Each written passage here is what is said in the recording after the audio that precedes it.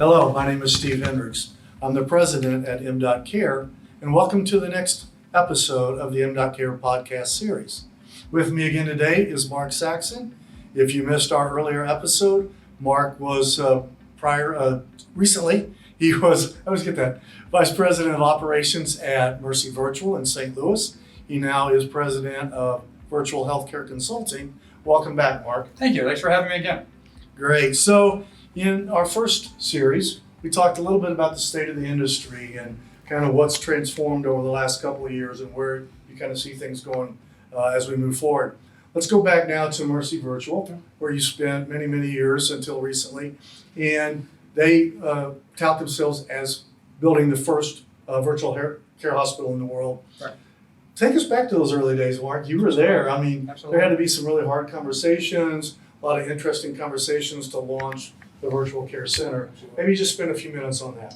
So the one thing I'll give, Mercy took a step in this early on. And I can tell you they started this journey in about 2005, and we launched our virtual care ICU platform in 2006.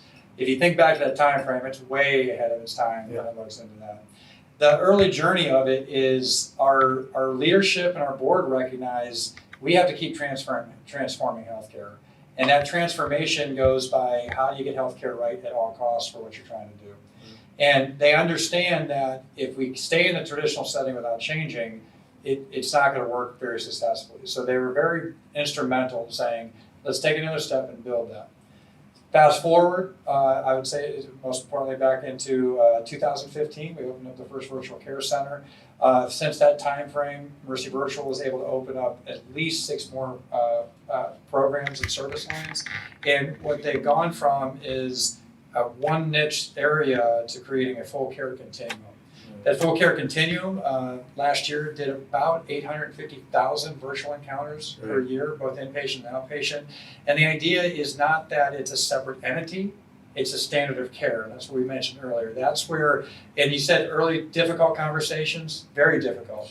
It's the hardest time is, why is it necessary? We've done fine for years like this.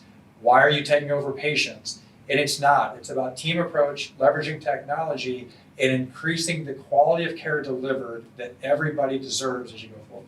Yeah, I think that's extremely important. So let's talk a little bit selfishly about the technology that was involved. And not an infomercial, but what were you looking for from a platform to support that vision?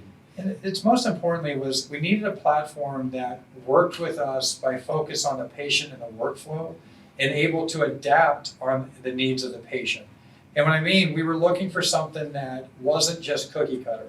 You're different than I am. Right. We could have the same disease state, but you're different. You could have a different skill set, a different look. So I needed something that looked for a platform that was able to be custom towards the patient, customized towards the provider, customized for the service line, but also give us quality data that we're always looking for. Hence, m.Care was where you and I got to meet each other and got to launch that as our chronic care complex care program. And most importantly, it helped us build superstructures that allow us to do even better quality of care because we had the flexibility. We could adjust stuff for visibility for patients that have vision problems. Right. We can adjust stuff for hearing. We can change things. And what it did is as we learned what worked best for the patient, the technology adjusts with us. That was huge. Right. One of the things that we talk a lot about when we talk about our platform is engagement of the patient. How do we engage the patient? It's all about getting them to buy into their own care and their own health and well-being. You've had some very unique patients along the way. We started off with Naomi. I know in the one room there at Mercy Virtual, there's all these patient quotes. Right. Tell me a little bit about what that means to you, because I know you and I have talked about this one patient at a time concept. Yeah. I'd love for you to expand on that a little. It's important to us to really understand everyone's unique, everyone's different, have a different skill set. What we never wanted to do is scare somebody with technology. You could build an ICU inside of a patient home, it doesn't mean they're going to use it. And it was important for us that not only would the patient use it, they can even want to do more stuff on it. We've had patients from as long as children up to 99 years old use this platform. And what that ease of use to us is so important. So that customer experience, meaning most of the patients that are chronically complex ill that are over 65 have never touched an iPhone, have never touched a tablet, have never touched a computer, yet we're asking them to do something, and they do. And one of the things I'm proud of with the platform is that we have a 91% asynchronous visit with every patient, except for Sunday. They take 25% of them take it off. But that speaks volumes. We don't have to call them. We don't have to do anything. They take their vital signs, answer the surveys, do a video message to us, answer a text message, and look at education. Those are important things for us. And that is, not only am I proud of it, the relationship where, again, the people, process, and technology was all working together and not against each other. Yeah, some of the quotes and some of the measurements that you guys have provided us over the last couple of years, the one that sticks out to me the most is that patient satisfaction and compliance number, far greater than anything we predicted back 5-6 years ago when we were putting the model in place. So let's kind of hone in on that a little bit. So maybe talk a little bit about lessons learned, and also a little bit about what was some of the great successes of the program at this point. Lessons learned are get to know the patients, and then that once the trust is established, it's a relationship that builds and they're happy to do anything. Don't force technology upon them, force a relationship or build a relationship with them. And when you do that, all of a sudden you'll have a comfort level with anybody. You don't have to do something in one day. It could be built over days, weeks, months, it doesn't matter. And then lessons learned are, don't think somebody could not handle the technology as long as it's simple.